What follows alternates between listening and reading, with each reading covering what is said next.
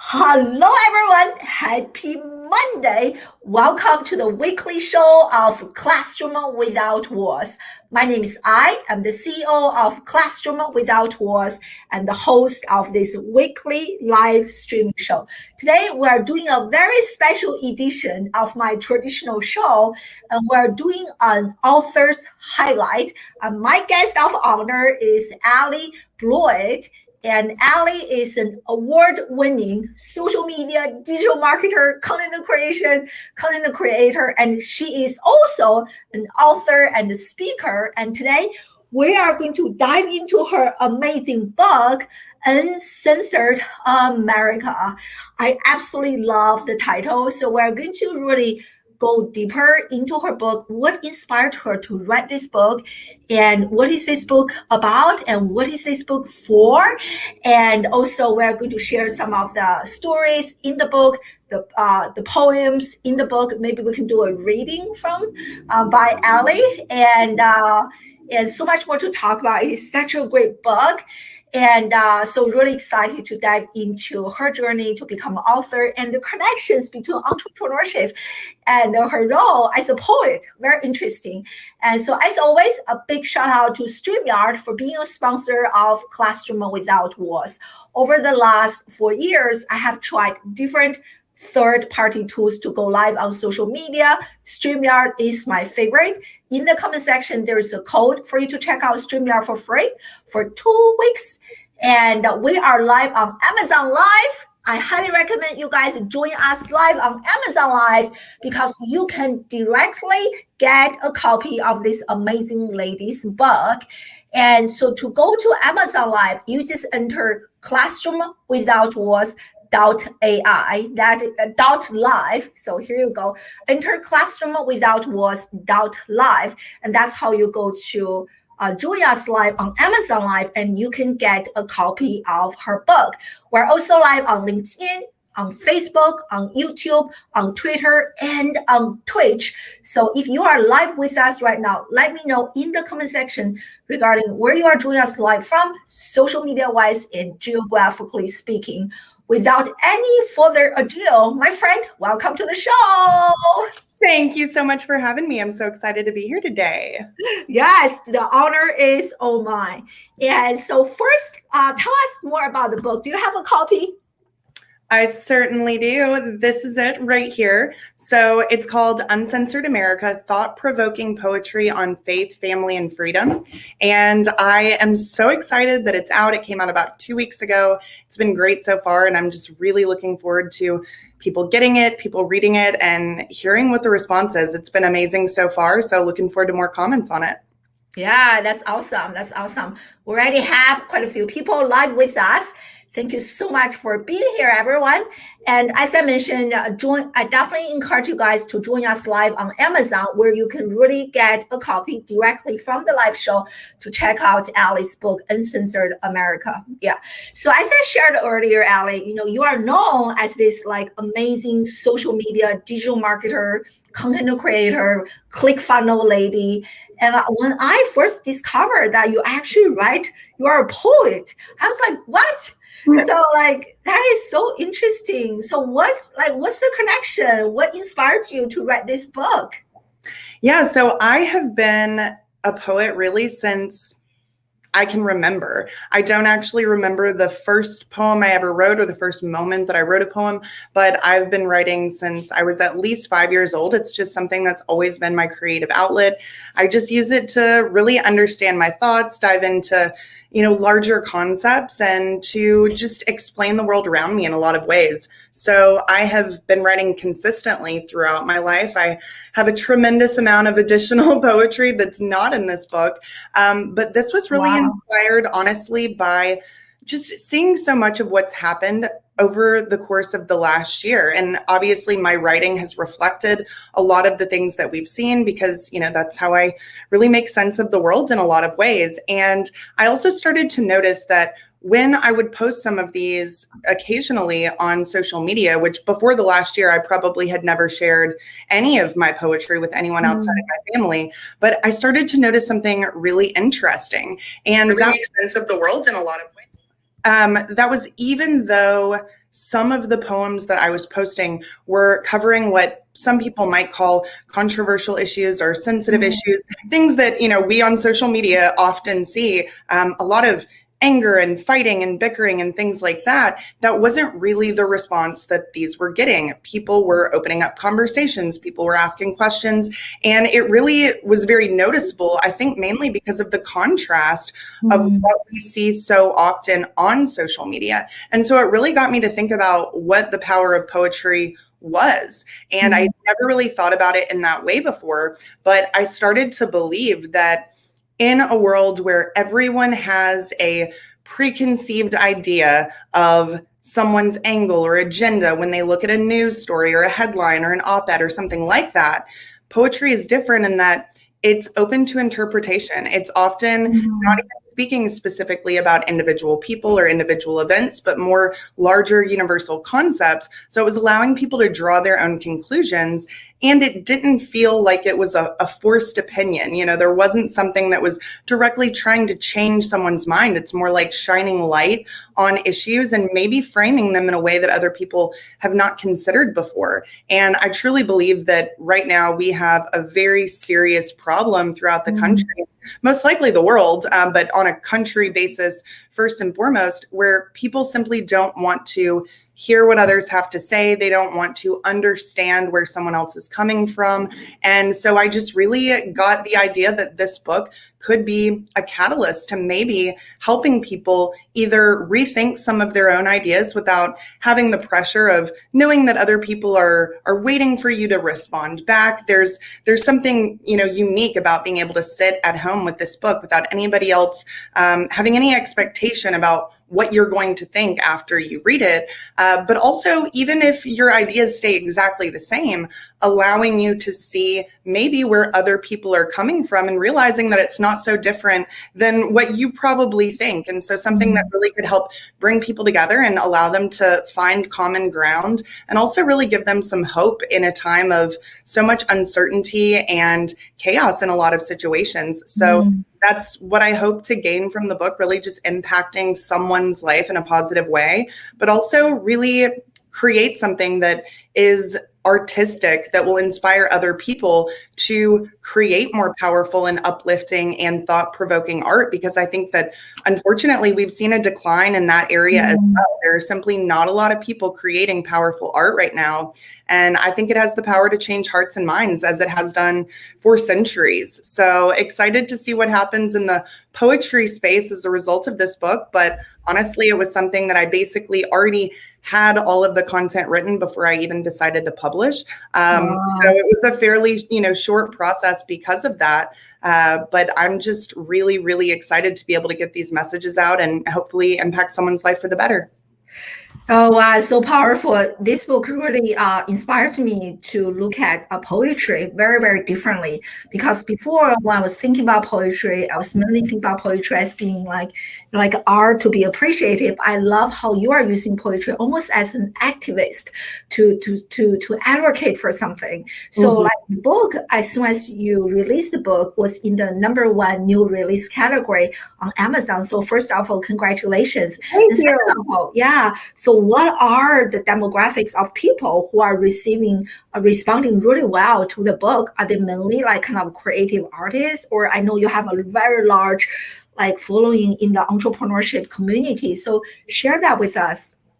Yeah, it has been a little bit of everything. So I decided to do a promotion when I first launched the book for one of my courses. So the course is the Organic Growth Quick Start course. And basically, this is something that really any business owner can use, but even aspiring business owners. So maybe people who've thought about starting a business, but they haven't done it yet. So I wanted to give people of really any background, any ideology, any belief system, an incentive to go ahead and get a purchase copy of this book to hopefully spread this to a larger group of people that may not necessarily think they're the demographic. So my thoughts about who is best for this book it really could be anyone. It doesn't have to be somebody just in America, because I think we have seen so many similar themes that are happening in America, but they're happening in countries all across the world. I have a lot of students that are from Canada, and we talk about some of these exact same things they're dealing with in slightly different ways in their country as well. So I don't think it's just limited to America, but obviously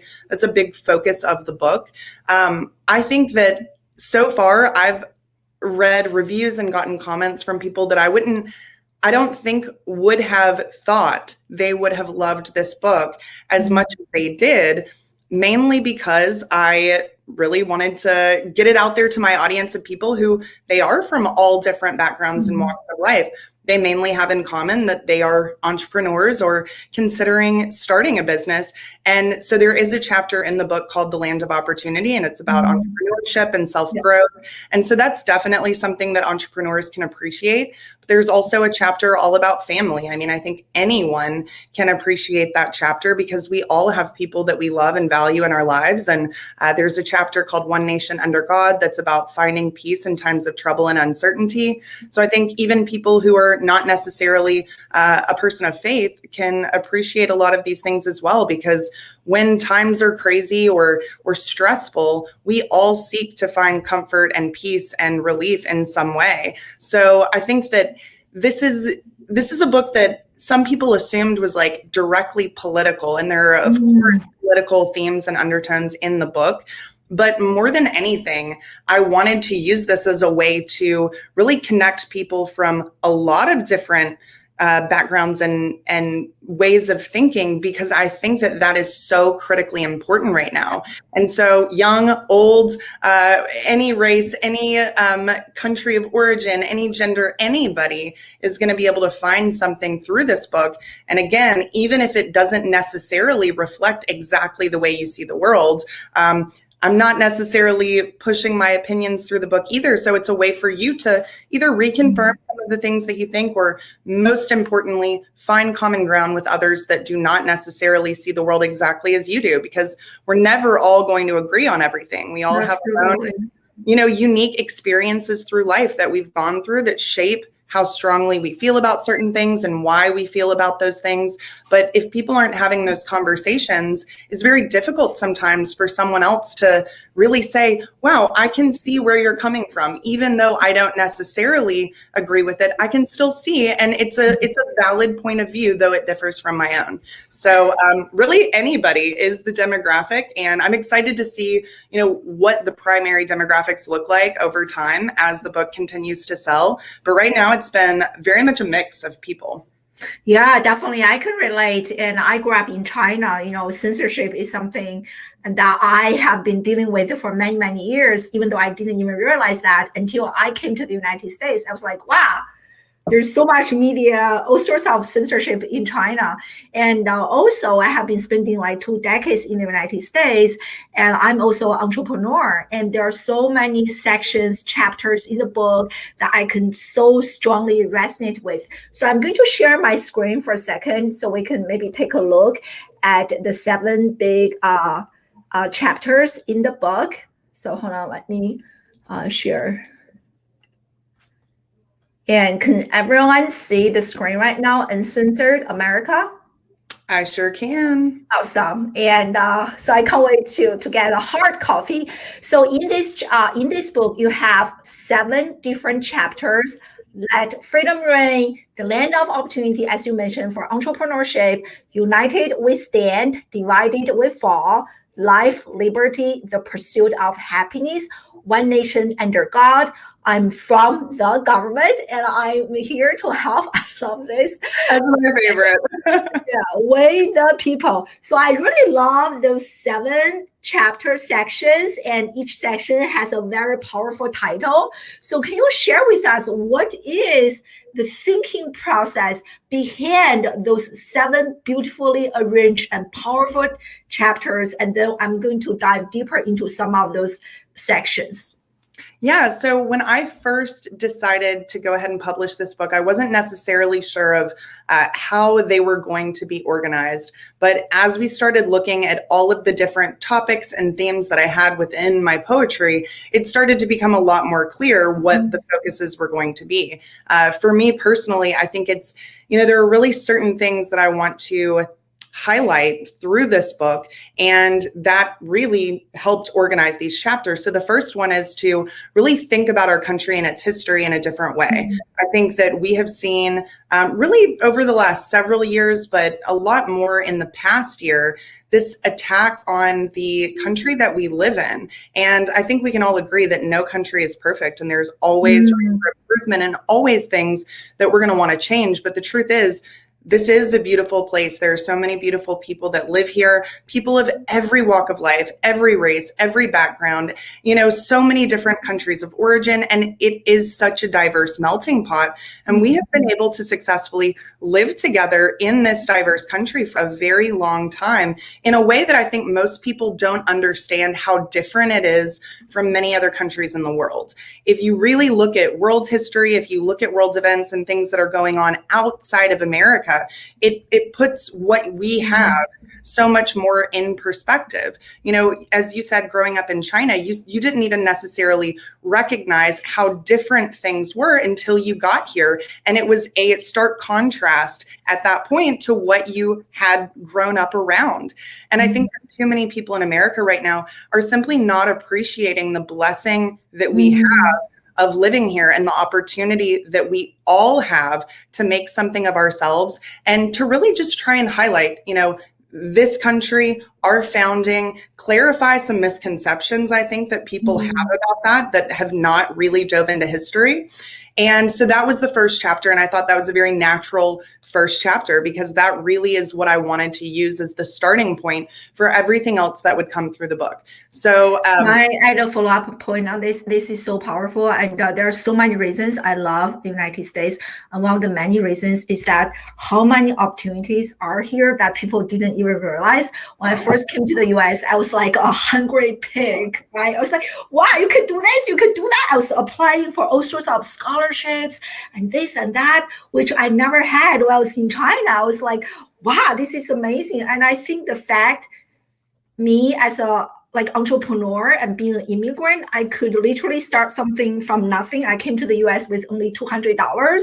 Wow. And to me, that is American dream. That is like everyone has this opportunity if they are willing to work really hard to change their life, and people can. And I don't think I can have a similar path if I were in China. So I wish more people can really understand that and see that, as opposed to putting ourselves into this victim mentality, right? Yeah, that is so powerful. I just want to share. Yeah. Yeah, no, and I just love your perspective on that so much because it is so different than people that maybe have been born in and grown up in America. They don't have anything else to compare and contrast it with. And because of that, they really don't appreciate what they have the ability to do and achieve.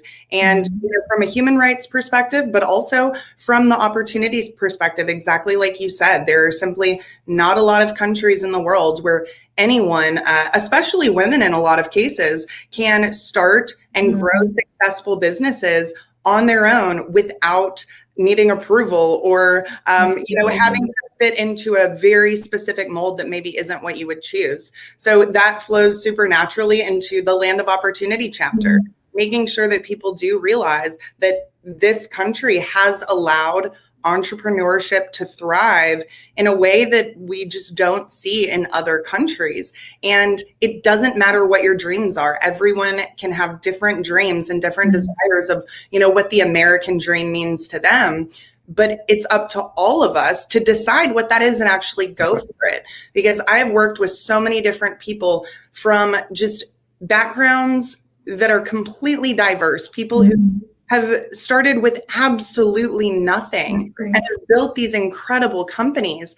And if people are not actively talking to people like that and understanding their story and where they came from, it's very easy to believe that, there are these limitations on people based on how they start in life. And that's simply not true. But the truth is, it's not easy. You and I both know starting a business, making something of yourself and a financial future for yourself and your family, it's not a walk in the park. It takes work, it takes perseverance and endurance, but the opportunity is there for anyone who's willing to take it.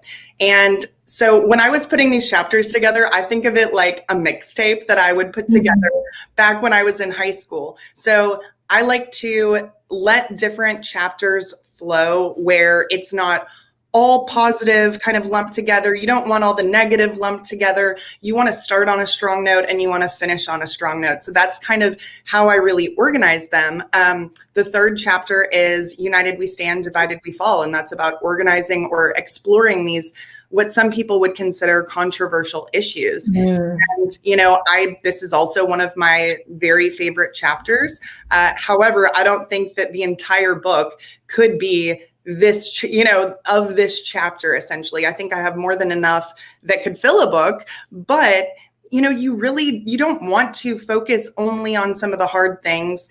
You really want to make sure that positivity and encouragement and hope is mixed in throughout that, so that it's a very positive experience reading the book. But this one's important because it's eye-opening in a lot of ways. And there are a lot more poems that I could have added to this chapter and the sixth chapter. But hopefully that'll be a second book. Maybe we'll see when that might come out. But I really think that this chapter is powerful because, again, it's all about realizing that, you know, we are not each other's enemy. We are allowed to have different views and different ideas and to advocate for different causes. We all do not have to be the exact same when it comes to what we are passionate about fighting for or trying to change. That's the beauty of a country full of so many different diverse ideas. You have people that have experienced different things, which makes them passionate about different causes. You know, helping kids through their school, you know, just the life of college and all of those school-related issues. That's something that you're so passionate about from your specific background. You know, those things that you've been through have dictated where you really want to focus. And I think we all have those things. But too often people have made us feel like we all have to care about the exact same thing equally. And that's just, it's not going to happen. I, for example, am super passionate about fighting against human trafficking. That's not something that I expect everyone in the world to advocate for in the same way. We all have these things that we're passionate about that are equally important, and it takes a group of passionate people to get anything done, but you can never expect that everyone is going to be fighting for the exact same thing in the exact same way. So the fourth chapter is one I've gotten a ton of really positive responses on, and that's the one about family. So remembering what's important is really the sub headline, I guess, of that chapter. And I think that that's so important because in this world where we are being bombarded with a lot of the times, you know, negative information on a daily basis, it's very easy to lose focus of what truly matters in life, what is important. And it's really not the news, and it's not what's happening in the government or what this corporation did or what that is. I mean, those things are really important because they can shape the future, they can shape the present, but our family, the people that we love, the people that we care about, that is truly the single most important thing that we have. And we can't forget that, because the second we do, parents are no longer actively parenting their children. And I've seen that a lot over the last several months. I've seen these, you know, horrible crimes committed by very young children. And as a parent, it's shocking to me, but I see that as a symptom of the fact that we have lost focus on the importance of family and connecting with one another inside of our homes, and really making sure that our homes are in order before we try and, you know, change the world. Like, we've got to start there. So I love that chapter. I love the next one. It's really about my faith in God. And again, just something to bring peace and encouragement and hope to people no matter what they're going through. So that one's a really, really powerful one as well. And then I'm from the government and I'm here to help. That's probably my favorite chapter. And it's about analyzing our broken systems. I think we can all agree that there's so much that is broken. The question is, do you see what is broken? Are you looking at the surface level symptoms, or are you looking at the root cause? Why are some of these things happening? And there's a lot of references in a lot of different places to the book 1984, which is actually something I'm rereading or re-listening to right now. And it's incredibly interesting how a book that was written so many years ago is drawing so many parallels to the things that we see happening right now in a very different way. But I love that chapter because I think it is something that people need to hear, but it's also playful and fun at the same time, which I think is really important to make it a fun read for people. And then We the People, that's the final chapter, and it's about taking personal responsibility. I think we've also seen a significant lack of people being willing to take personal responsibility for their actions, for their words, and we all have to do that.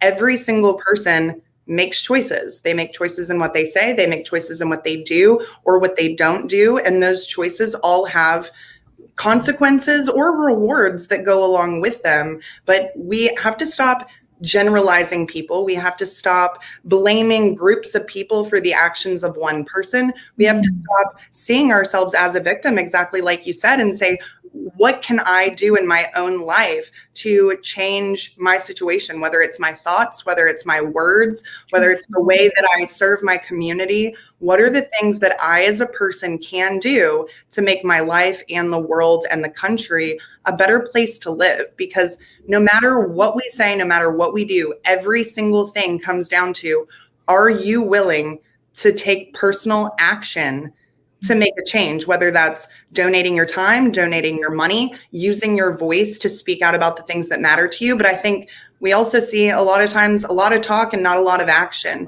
I want to encourage people to get up off your butt, get off from behind the screen and actually do something about the things that matter to you, because it's not up to somebody else. It's up to you. If everyone is sitting around thinking it's up to someone else, nobody does anything.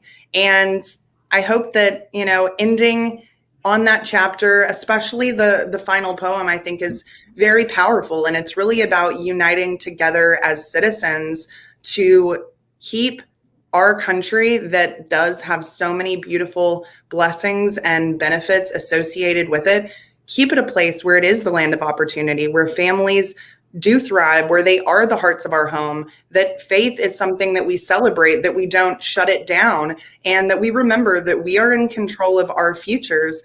And it all starts with action. So I think it, is kind of a roller coaster of emotions in a lot of ways. I mean, just reading it myself, it's almost like reading it as a person who didn't write it, because so many times I write these and I just feel like they just come to me. I'm not really spending a ton of time trying to think about each line. And it was a very unique experience getting to read it when it was all put together, because it impacted me emotionally in a way that I didn't expect. So I hope that the same is true for everyone else who reads it. Yeah, you are just like a channel, right? Channeling this really important message, an important book. And all those 7 chapters are so powerful. And I love how you ended with the last chapter, that we're all responsible. That's what I tell my own kids, right? My own children, they fight a lot, and just be responsible for yourself. What can you do to improve the situation? Bigger issues. Everyone has a voice. Use our voice. I think it is especially important for minorities. And for a long time, myself as an Asian American, I was really, really quiet. First of all, I didn't know I have a voice. Second of all, I didn't feel comfortable using my voice. I was afraid of, what other people are going to say about me. I love you have a poem in the book talking about people pleasing, right? I don't remember the exact title. Yeah, that's the title. I love that one. I can really, really, really relate. So I want to go a little bit deeper into some of the chapters. But first of all, we have Pooja here, joining us live from India. So is the copy available in India? Can people get an e-copy? Do you know, Allie? Yeah, so you can buy the Kindle version, which is the print replica, or there is like a large print edition of the Kindle. And I think that as long as you have a smartphone, you can go ahead and get that specific version. I'm also working on the audiobook for this. So I'm really excited to do that one. I feel like it's a good opportunity to maybe dive deeper into some of the things we're talking about right now through the audio version that I didn't necessarily want to put into the book, but really expanding on some of these topics. So the audiobook's going to be available. And if people are not able to purchase that on Amazon, they can also request it through their local library or bookstores. It's available really worldwide through those channels. But if it's not in yours, then you can call and you can request that. And then I will likely have just, an immediate MP3 download version of the audiobook on the website if someone's not able to get it in one of those formats. So I really want to make it as accessible as possible to everyone. Yeah, that's awesome. That's awesome. Speaking of like Amazon, I want to share my screen real quick to show you again where you can join us live on Amazon, and then we have quite a few people join us live right now on Amazon. So here is my Amazon. If you just enter classroomwithoutwords.live, you will come to this page, and I have been highlighting Allie's book. If you just click this image here, and you will get a copy of her book. And such a great book. We got lots of great comments here from Amazon. Thank you so much, everyone. And so here's another great question for you, Allie. So what was the deciding, if there is one point for you to decide, finally, it is time to write this book? Yeah, so it was an interesting way that kind of transpired. So I've wanted to write a book my entire life. I've always assumed that I would. I thought it was actually going to be a business book. That was my first book. I also have novel ideas that I've, written pretty extensively about in journals for most of my life. So I didn't know that it would be a poetry book that would be my first book. Granted, it's something that, like I said, I've done my whole life. I already had all the content. I just, poetry is not like the coolest format in the world. And so I just didn't really think much of it. But over the last year, obviously, like I said, I've really seen that poetry can be a format that can actually open conversations and get people to think about things in a way that's very non-threatening and low pressure. And it's also bite-sized, because I think we all know how limited people are in their attention span these days. Getting somebody to read an entire article sometimes can be difficult. And I also know there are not a lot of people who read books at length. So I wanted something that was easier to digest, something that people who are not used to reading necessarily could pick up. They could read a few pages and then they could read a few more, at a later date, and something that you can really just open up to any page and start reading. So I felt like the compact style that this could provide would allow it to reach more people who would not only buy it, but actually read it, because that's the goal, to get them to read it, not just to buy it.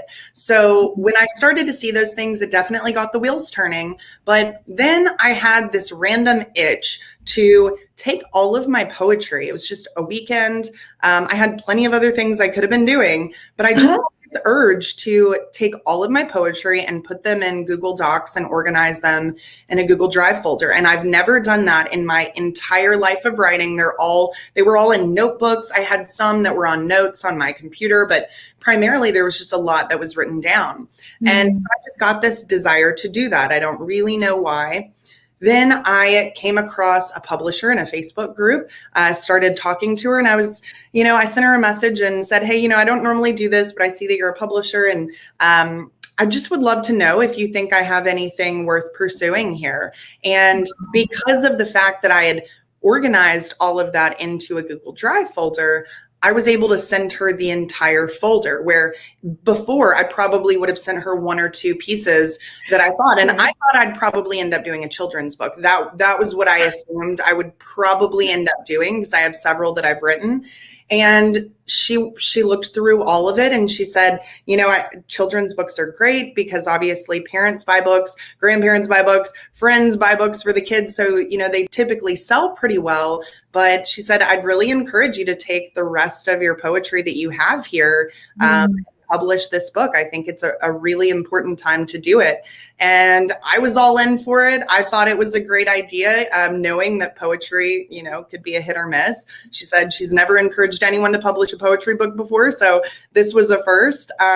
But not long after, we got the ball rolling, and things took off pretty quickly after that. So it was something that was always on my mind, but really just having someone else in the space reconfirm that they thought this was the book, not a children's book, not something that would sell just to sell, but something that really had the ability to make an impact on people. So that was the moment that I decided to do it. And then the more I thought about it after making that decision, the more excited I got about, the ability to really hopefully impact people. So it's been great to just see my own personal feelings throughout this process and realize how much I truly love writing, and I love writing poetry especially. So it's been a lifelong dream fulfilled.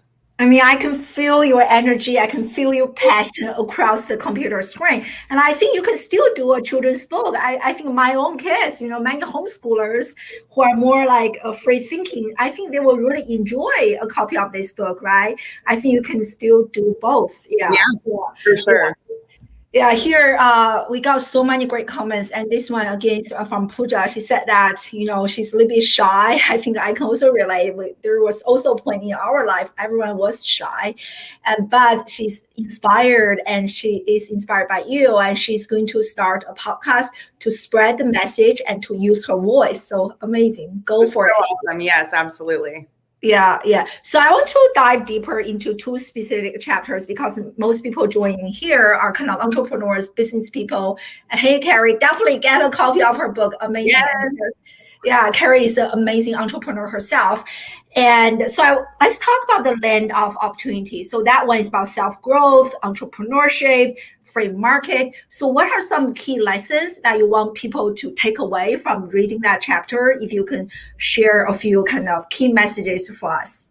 Yeah, so I am somebody who believes that gratefulness is at the heart of happiness. I think that being grateful for what you already have is one of the most important things to allow you to have more. If you are unhappy with what you have currently, you're likely not going to be happy with anything else that you have moving forward. It also kind of goes back to the fact of what we were talking about earlier, that we are so blessed in America that even the least of us, so to speak, are oftentimes so much more better off than other people in many other countries across the world. And so it's really just focused on an appreciation for what you have, but also the desire to understand what it is you really want from life. And I think that that is something that's important for everyone, because I think you and I both know that when you're passionate about what you do, when you feel that fire burning inside of you for the work that you're doing every single day, it is so much easier to succeed because you want to work at it. You want to serve the people that you're serving through your business. And so really just understanding, what is it that I want, realizing how powerful your thoughts are. I think that's a crucial theme throughout this chapter, that your brain is incredibly powerful, and the way that you tell it to work will directly impact the output that you see. One of my favorites in the chapter is called My Business is Essential. And that's something I think a lot of people can relate to after the last year. And it's talking about the fact that, every single business is essential. It's essential to the person who runs it. It's essential to the employees that work for them. It's essential to the families of those people to be able to have food on the table. It's essential to the people who need their help. And that ultimately, we can't forget that there are not some businesses are essential and some businesses are not. They all are. And we need to keep that in mind and make sure that we use that ability to continue serving the people that we're serving, and that we don't let someone tell us that our business is less important than someone else's, because it's simply not the case. So a lot of inspiration, a lot of things about mindset and your thoughts. But one of my favorites is called Opportunity is Everywhere. And it is really about understanding that opportunity is plentiful, but it doesn't just flood itself upon you. You have to be looking for it. You have to know what it is you're looking for. You have to strike while the iron's hot. You have to take advantage when certain things come up, but also the fact that relationships, in my opinion, are one of the catalysts for immense opportunities. So encouraging people to see the people that they communicate with as not just potential opportunities, but realizing that creating real connections with people, it leads to opportunities as long as you're paying attention and you're willing to really serve. So a lot of different themes, also talking about, being willing to give more than you are seeking to receive, because it does bring it all back to you, and that shouldn't be the reason that we want to do it. But all of us have the ability to help someone else in some small way. And you would be surprised at how the smallest little interactions sometimes can totally change someone else's path. I know one story that really jumps out to me is I had a guy, like a young guy, message me on Instagram like a year or two ago. And I do a lot with like the home improvement, remodeling, interior design spaces, like through my agency. And he said, "Hey, Allie, I've been following you for a while. I know that, this is not necessarily your area of expertise, but, I really want to be an interior designer. I want to go to college for interior design. Just wondering if you had any suggestions on what I could do to try and stand out." So, I had nothing to gain from this conversation, but I gave him a pretty detailed list of what I would do if it were me and what I would be really powerful. He messaged me back about a year later and told me that he'd not only gotten into the school, he'd gotten a scholarship based on all of the recommendations that I had given him. And it was just such a reminder that everyone online, they're a real person. They have a real journey and a real path. Sometimes it only takes a second to go out of your way to help someone, even if you have nothing to gain in return, that could change the trajectory of their lives forever. And being in a position where you do have a voice, or you do have an audience, or you do have financial resources, or any type of resources, don't underestimate the power that you personally have to make an impact in someone's life through the business that you've created. So it's a great one, but very uplifting themes in this chapter, which I love, but hopefully will inspire someone to go out on a limb and start a business that they've been thinking about starting for a while. I love helping people figure out what kind of businesses they can start. It's a lot of fun. And I think that we are in a time when people are seeing entrepreneurship as sometimes less risky, or equally as risky as being employed by somebody else. 100%. Yeah, totally. And you have just like this short conversation. I mean, I already read the book, feeling inspired. Just listening to you to share even more has inspired me to another level. And I so agree, right? Traditionally, when we started a business, we had to have lots of like capital in terms of cash flow. But nowadays, it's like social media, the digital media platform, that all of us can leverage, create content, sharing our message, using our voice, podcasting, all those things. We can use that to build a community, to grow a profitable business. You are definitely the best role model to talk about this. So I highly recommend everyone definitely follow you. Do you mind doing a reading for us? Like from one of you? Absolutely. Oh, wow, I'm so excited. Do you have any that you would like me to share? Or do you just want me to pick one? Oh, I have my favorite. My favorite is like I Am a Woman. That is my favorite. I love that one. I love that one. But we also have lots of guys join us. So like you can just like choose whatever is your favorite. There are so many. I don't even know that I have one single favorite. Let me find one. I really like My Business is Essential. I think that one is short and sweet. And yeah, you can do that for us. Yeah, we have lots of people here. So My Business is Essential is the title. My business is essential. It feeds my family. My business is essential to my employees. My business is essential to keeping on the lights. My business is essential to keep my children from their frights. My business is essential to those who need my help. My business is essential just like everybody else. My business is essential. Who decides it's not? My business is essential, in case you all forgot. Wow. That's definitely one that hits close to home, especially as someone working with local businesses primarily.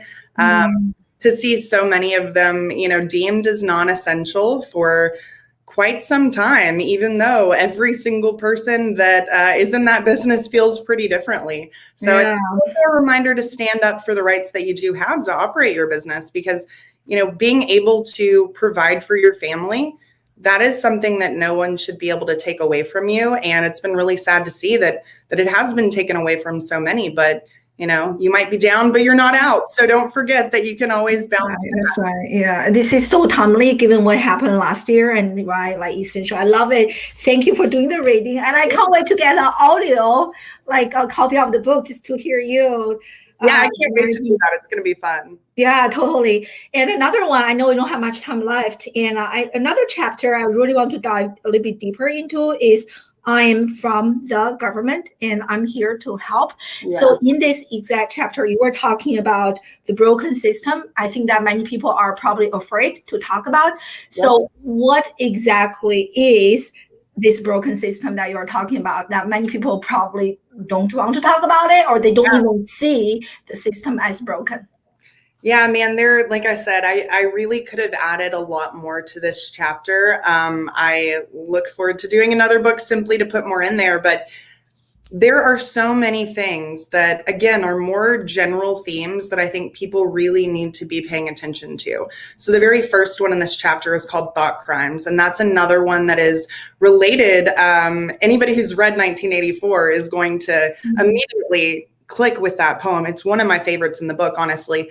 And it's satirical, but it's really talking about the fact that so much of what we are being told to believe or agree with is really being forced down your throat in a lot of ways. And that if you can simply see it through the lens of being able to think freely and speak openly, and then look at the censorship that's also taking place, it's something that I think everybody needs to be really aware of, because as soon as you snuff out free speech and free thought and you tell everyone that there's only one way to think about things, that is the downfall of many nations past. And it is a very, very slippery slope. It never leads to a good place.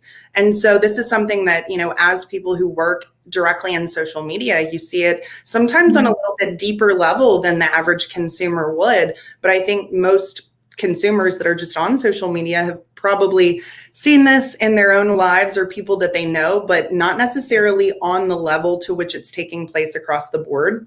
There's also one called Who Can Judge a Judge? And I think that this really goes back to our justice system.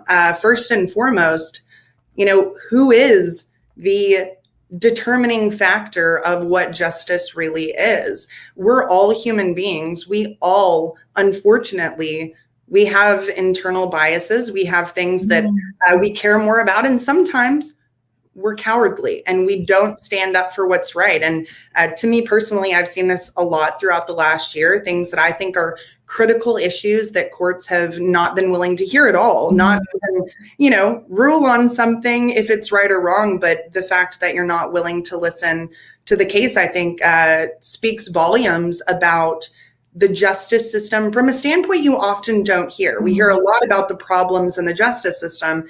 You don't really hear much being said about judges specifically. So it's not really to call out any one person, but it's to really show you that there is no one above their own personal beliefs or agendas or biases. You know, we all have those, and we need to be paying attention to who's backing up some of these things. You know, is their opinion always better? You know, that's the question. And I think it's a really important one.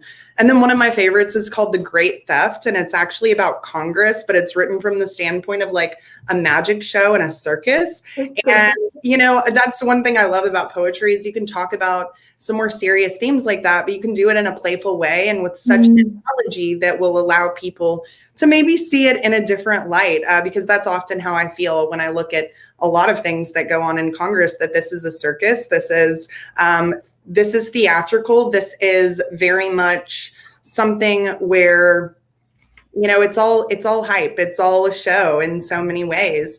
And doesn't matter who you think the ringleaders are. It doesn't matter who you think are the ultimate magicians. I think we can all agree that there's a lot of that going on. It talks a lot about the COVID regulations and some of those glaring contradictions that we've seen over the course of the last year. The security state is another one I really like. I mean, there's a lot of really good ones. Yeah, I also love, you have lots of really beautiful illustrations, like so cute, to accompany those poems. Yeah, sorry to interrupt you. Yeah. Oh, you're fine. Yeah, my brother actually did those. He's an artist, and I was really excited to get to work with him on this book. It's something we've talked about pretty much our whole lives. So that was a really great result from the book as well.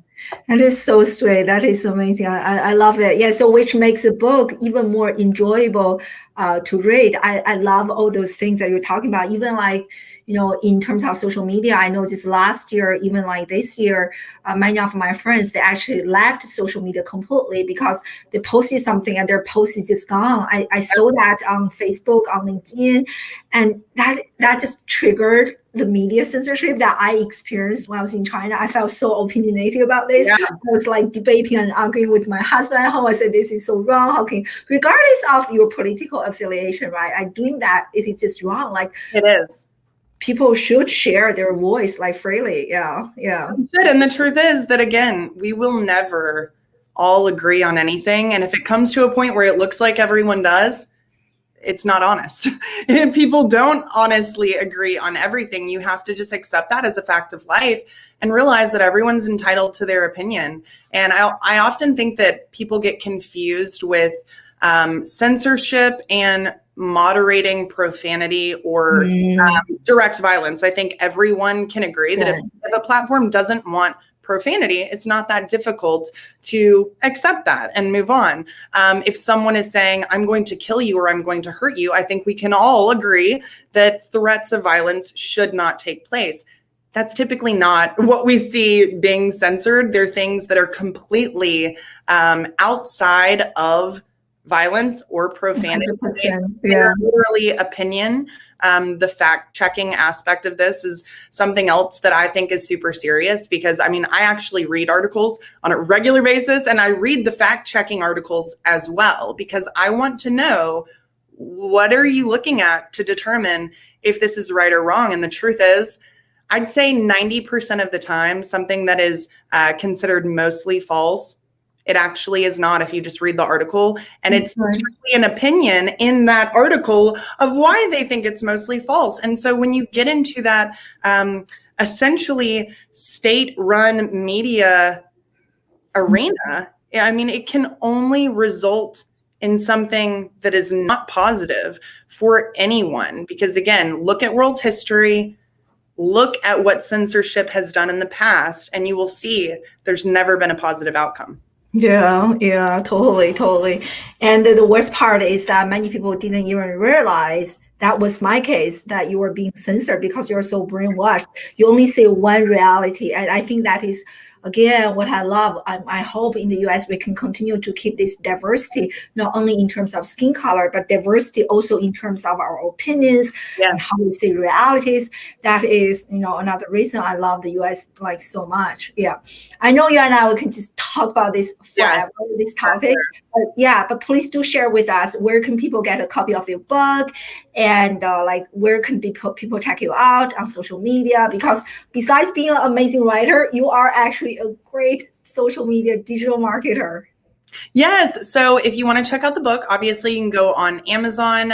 We've got 4 different formats, whether that's Kindle, large print hardcover, or the paperback version. You can also go to uncensoredamericabook.com. If you want to order copies for any type of, business or library or something like that, you can reach out to me directly and we can, we have like a bulk discount on those, but also request it from your local library, request it from your local bookstore, and they can order that for the library or the bookstore. That would be really great to get the word out so that hopefully other people can, discover it through those channels as well. So that would be awesome. And then alliebloydmedia.com, that that is my primary website. You can learn a lot more about what I do. I work with local businesses and marketers who serve local businesses, helping them really just streamline their lead generation and customer acquisition, helping them with the sales process, converting more leads, increasing sales through a variety of channels. Something I'm super passionate about, which definitely I think has kind of guided some of my thoughts in this book. And then find me on social media at Allie Bloyd or Allie Bloyd Media on Facebook, LinkedIn, YouTube, Instagram.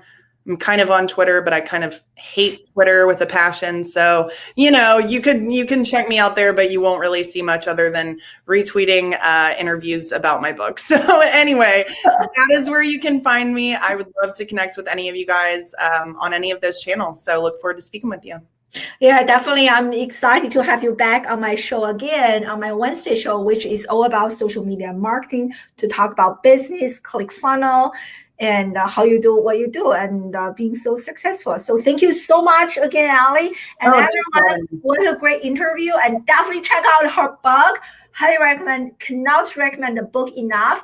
And follow Allie on different social media channels. And again, get a copy of her book. Give her a great review if you enjoyed today's interview. And thank you so much, everyone, for joining us live from all over the globe. I really appreciate you guys. And thank you so much again, Allie, for being a guest on my show. Thanks for having me. Yeah, have a great one, everyone. See you next time. Bye.